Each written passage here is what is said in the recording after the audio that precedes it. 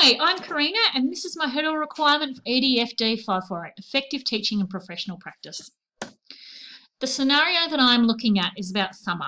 She is 14 years old and dislikes working with other students. She will not join in group work and refuses to participate in class discussions. Practical lessons are very awkward as a result. Other students claim that she refuses to share results or information if she is forced to work with them. She has fallen behind the rest of the class because she will not participate in discussions and activities designed to deepen understanding of the topics and is increasingly isolated from her peers. The first approach I would look at for Summer's behaviour is the Wong and Wong approach, where this is established right at the start of the year. It's establishing clear class procedures, having a discipline plan containing rules and consequences in place on day one.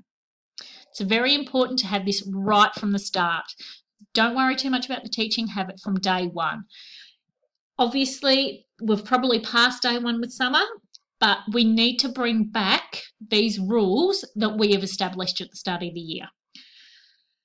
I need to reiterate these rules from the start of the year and ask Summer to show me that she understands the rules of our classroom, making a point of it being our classroom, involving all students and myself as teacher. I need to supply positive consequences if Summer starts to behave in the appropriate manner, starting to join in group work and involving herself in class. If there is no change to Summer's behaviour, I would talk privately in a positive and supportive tone, letting Summer know I care about her and want her to succeed. She's starting to fall behind in class, and if this continues, it's going to be very dangerous for her. I want her to be up to date and up to speed with everything that's happening in the class. I don't want students falling behind. So the second approach I would be looking at is the Rogers approach, principles of positive behaviour leadership. The first principle, express joint rights and responsibilities in the rules. In the rule setting discussion, teachers, parents and students all have rights and responsibilities. Respect is of the highest priority in our classroom rules. In the rule setting discussion at the start of the year also, we would have established these into place. The second one is minimising unnecessary confrontation and embarrassment. If I disrespect Summer, I am going to damage that relationship with her. It's very important not to embarrass her or cause unnecessary confrontation. The next is promote the use of appropriate choices. Even if it's giving Summer limited choices, I need to allow her that opportunity to choose. The next is discipline respectfully and give Summer the right to reply. I can't hold grudges, I need to move on. And I need to allow Summer this as well. The last is communicate expectations positively. This is a self-fulfilling prophecy. What teachers believe unconsciously communicate these beliefs even if falsely grounded. Meaning if I believe that Summer's not going to participate in group work, she's probably not going to. I need to believe Summer can work well in group and produce good quality work and encourage her to do so.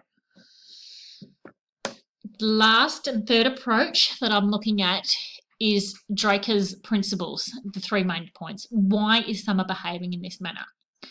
What is the reason that Summer's displaying this action? Is there possible bullying or self-esteem problems? Is something happening at home that's causing Summer to feel more isolated? I need to have trust with Summer and try and build this relationship to get her to open up about what's happening. And I also need to allow Summer to have some say in the decisions that will affect her. If she's not going to start participating in group work, we need to look at the consequences of that. I need to be kind, responsible and accepting. And I also need to model for Summer the behaviour that I expect of her. That would be me participating in group work, whether it's 2 minutes per group, moving around the classroom, so that Summer sees that everyone's expected to participate in group work. If she's not going to start participating, we need to sit down with Summer, myself and Summer whether it's also possibly bringing in her parents, or whether calling her parents may be one of the consequences of her actions if she's not going to start to participate in class and continue to fall behind. Would she have a excuse me, a timeout, or maybe she has to do extra homework since she's starting to fall behind? That's going to cut down on her time out of school that she can play or do whatever her main hobbies are out of school. That's the last approach. The 3 key issues and questions I have in regard to my topic are getting Summer to trust you and open up about what is the real issue. How do we really get into what's happening with Summer? How do I form a real bond and get her to open up about what's happening? What other ways would you handle how Summer is behaving? Would you be harder on the discipline? Would you come in a lot harder at the start? Would you slowly build up? Also, would you bring a school counsellor in to maybe try and get Summer to open up? And when would you do this? Okay, that's it. There's my references. Thank you for listening.